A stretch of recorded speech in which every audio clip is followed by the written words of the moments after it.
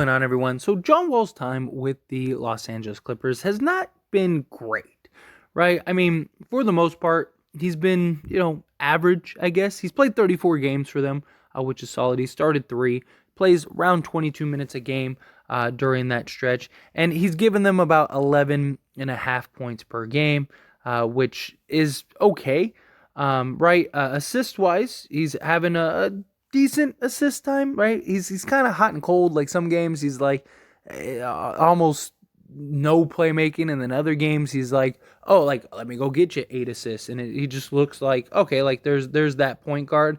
He's not shooting great from the free throw line. He's not shooting great from the field. Period. 3-point range is basically non-existent. So he's been a liability in many ways, because the Clippers, what they really need is they need a facilitating point guard. They have so many pieces, so much depth. They have so much wing talent.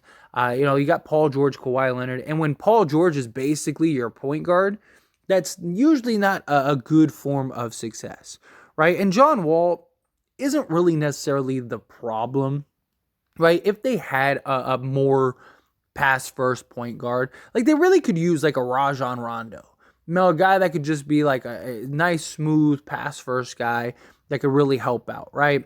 Or like Alonzo Ball or something like that. And then in that case, John Wall off the bench might be, a better suited. Might be nice as just like an attacking, aggressive type of point guard. But at this point in John Wall's career, he's not what he once was. He's not as explosive as he once was. He has his moments here and there. He's had games here and there, but he's not what the Clippers really need, right? He's kind of just another guy, kind of just like, I don't think he moves the needle either way. Like if they ended up cutting John Wall tomorrow, I don't think it'd be a big deal. I don't think anyone would even necessarily notice that was the case, right?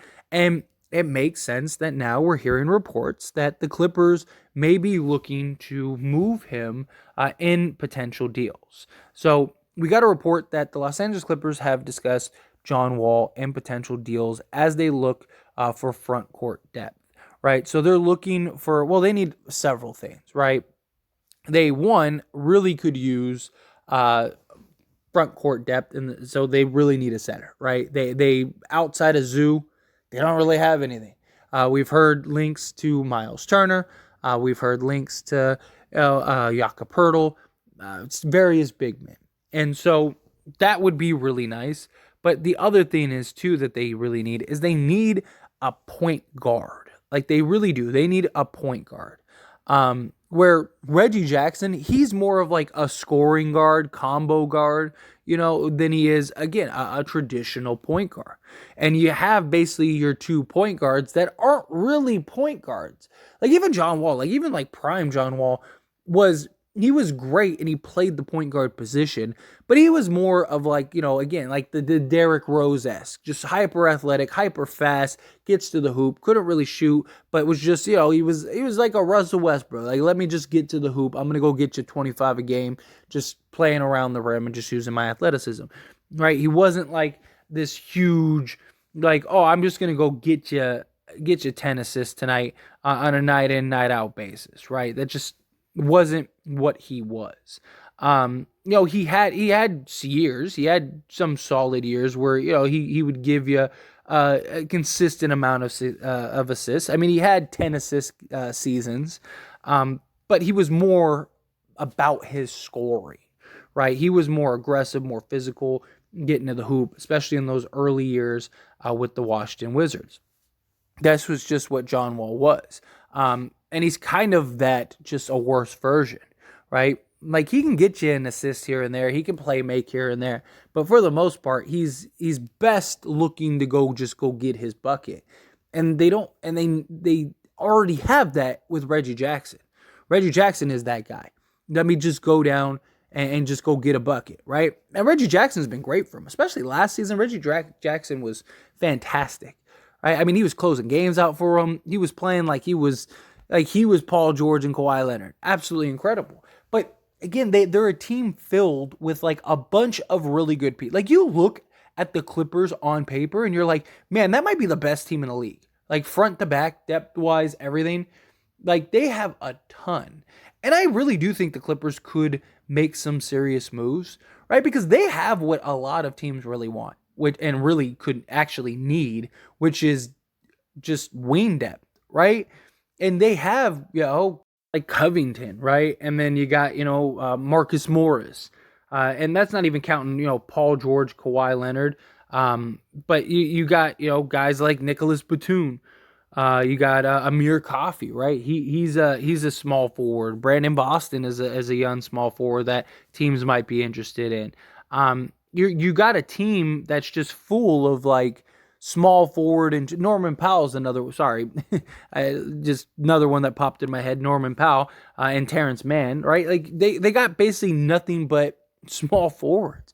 And so like there's a lot of teams that could really use it. You're a team that's basically essentially built on primarily small forwards that like it would make sense to package several of those together and go get a center, go get a more pass first type point guard, right? Like that's what the Clippers really need, not these like combo guards where it's like they have enough scoring. Paul George, I mean, their biggest issue is they can't stay healthy, right? Like if we're being honest, like that's their biggest issue and their biggest concern is just health. They're not a team that can stay healthy. You can't count on Paul George and Kawhi Leonard night in and night out. And I just don't think John Wall is the answer. I like John Wall. It's great to see him actually getting, a fair amount of burn. Like him just kind of rotting away in Houston, which he's even kind of mentioned recently in interviews about how much it sucked over there. And I think that that's more of a cultural thing than anything. I think it's just kind of from the top down. But still, he's in a place that wanted him. He's in a place that,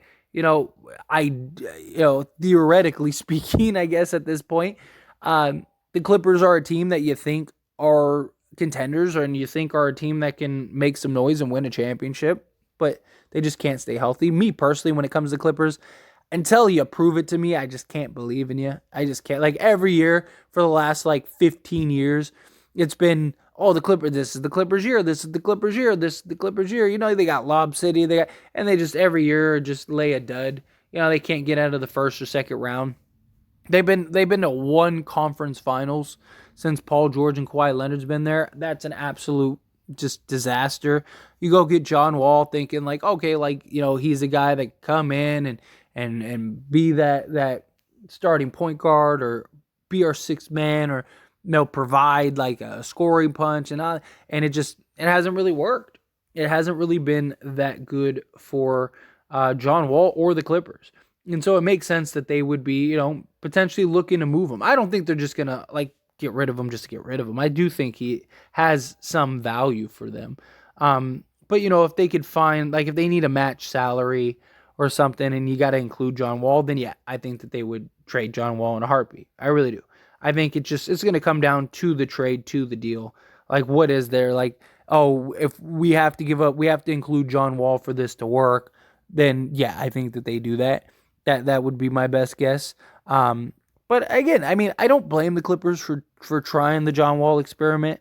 I think I still think ultimately it's health, right? I think the Clippers would be much, much better than what they are if they were healthy. Although they did have that stretch where they couldn't win with Paul George and Kawhi Leonard either. But that happens over a long season. If you're healthy, they're probably a top 4 team in the league right now, at least. But anyway, as always, this is a discussion, so I pass the question on to you. Love to hear your thoughts and opinions down in the comments below. What do you think? Do you think, if you're the Clippers, trade John Wall, whatever you could get for him, or if you had to add him to salary, trade him to add him to salary? Do you think no? Like the Clippers could really use him, especially come playoff time, stuff like that. Like gives them another just sort of threat, gives them a different look. Like yeah, that could be a possibility. Is there any like specific like pass first point guard or center that you'd like to see the Clippers land?